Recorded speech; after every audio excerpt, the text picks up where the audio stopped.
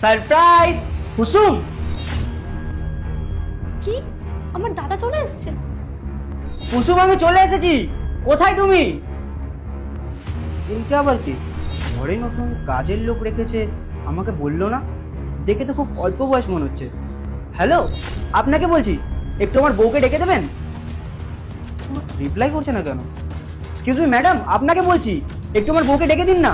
আরে তুমি আমাকে ইগনোর করছো? আমি এই ঘরের মালিক, তুমি আমার জন্য এই জায়গাটাতে আছো। আমি যদি চাই না তোমাকে এক্ষুনি ঘর থেকে বার করে দিতে পারি, তাও কোনো উত্তর নেই। দেখাচ্ছি।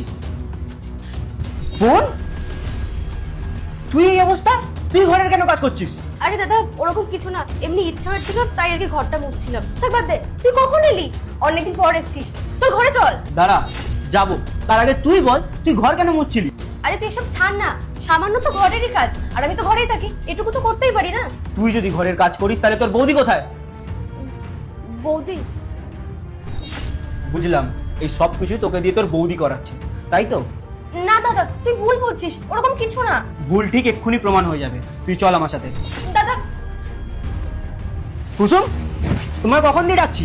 আরে তুমি কখন এলে? একবার তো কল করতে পারতে আমাকে। সেসব কথা বাদ দাও, আগে বলো আমার বোন কেন ঘরের কাজ করছিল?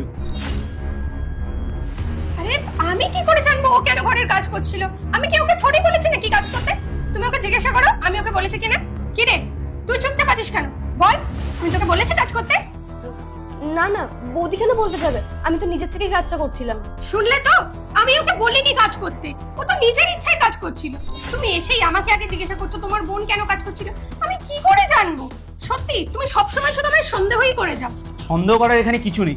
আমি মাসের পর মাস অনেক টাকা পাঠাই তোমাকে, তুমি সেই টাকাগুলো কি করো? আমার বোন কেন কাজ করবে ঘরে? তুমি কি একবারে বুঝতে পারো না? প্রতিবার তো একটা কথাই বলে যাচ্ছি, আমি ওকে দিয়ে কাজ করাইনি, ও নিজের ইচ্ছায় কাজগুলো করছে। আর ও তো নিজের মুখে স্বীকার করলো। তুমি আমাকে কেন বলছো? তোমার বোন কখন কি করবে না করবে সেগুলো কি আমি দেখবো নাকি? ও কোন ফাঁকে গিয়ে কাজ করছে আমি থোড়ি দেখতে যাবো?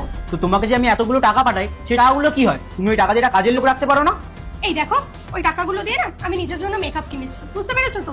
আর একটা কথা, বাড়িতে কত কাজ, আমরা মাত্র 3 জন মানুষ, কাজের লোক রাখার কোনো দরকারই নেই। সেই কারণে কাজের লোক রাখিনি, আমি তো নিজেই সব কাজ করি। জিজ্ঞাসা করো তোমার বোনকে।